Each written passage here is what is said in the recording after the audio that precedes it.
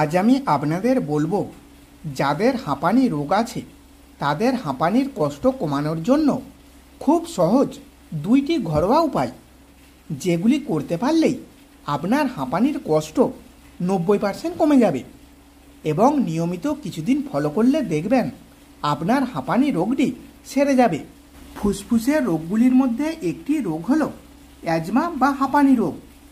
যে কোনো বয়সের মানুষই এই রোগে আক্রান্ত হতে পারে, তবে হাঁপানি সাধারণত ছোটবেলা থেকে শুরু হয়। প্রথমে আপনাদের বলবো হাঁপানি কি। হাঁপানি বা অ্যাজমা শ্বাসনালীর দীর্ঘমেয়াদী প্রদাহজনিত রোগ, যার কোনো স্থায়ী চিকিৎসা নেই।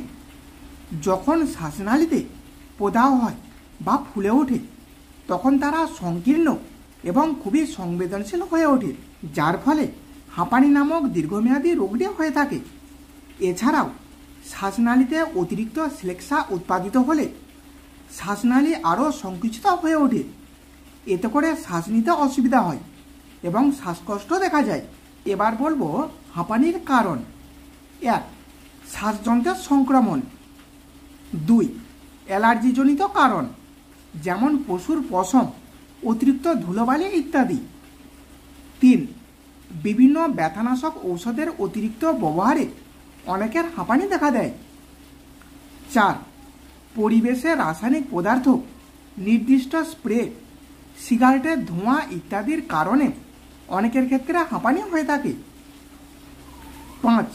অতিরিক্ত শারীরিক কার্যকলাপ বা ব্যায়াম। 6. খাবারে রাসায়নিক পদার্থ, যেমন সালফাইড। 7. এই রোগ জেনেটিক বা বংশগত কারণেও হতে পারে। বংশে কারো এই রোগ থাকলে পরবর্তী প্রজন্মের যে কারো আক্রান্ত হওয়ার ঝুঁকি থাকে। এবার বলবো হাঁপানি রোগের লক্ষণ। 1. দীর্ঘমেয়াদী শ্বাসকষ্ট। 2. কাশি, রাত হলে বাড়তে থাকে। 3.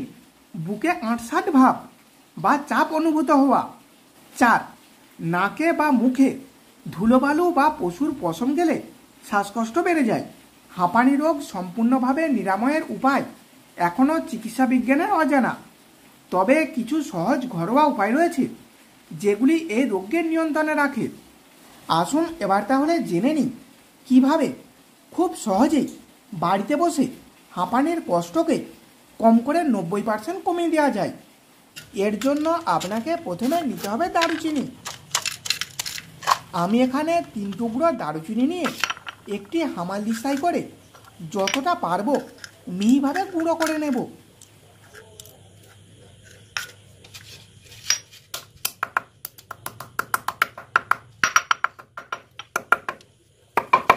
এখন এখানে দারুচিনিগুলি বেশ ভালোভাবে গুঁড়ো করা হয়ে গেছে।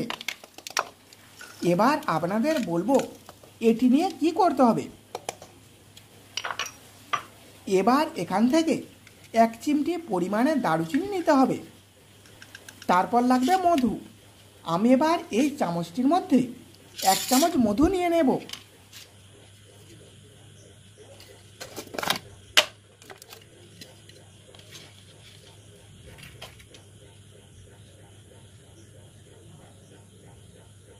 এবারে এই মধু সমেত দারুচিনিটি খেয়ে নিতে হবে।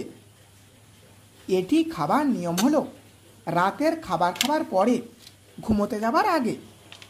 এইভাবে প্রতিদিন পরপর মাত্র 7 দিন এটি খাবেন। আশা করি 7 দিনের মধ্যেই খুব ভালো রেজাল্ট পেয়ে যাবেন। এবার বলবো দ্বিতীয় উপায়।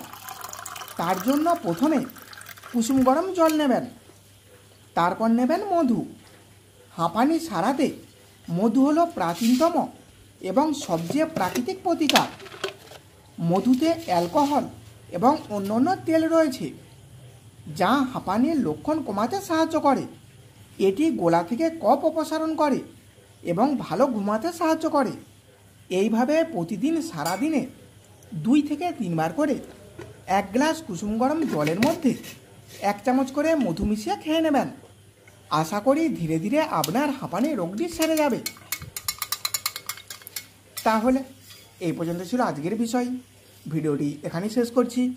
এখন একটি লাইক করে দিন, বন্ধুদের কাছে ভিডিওটি শেয়ার করে দিন এবং আপনার মতামত কমেন্টের মাধ্যমে জানিয়ে দিন।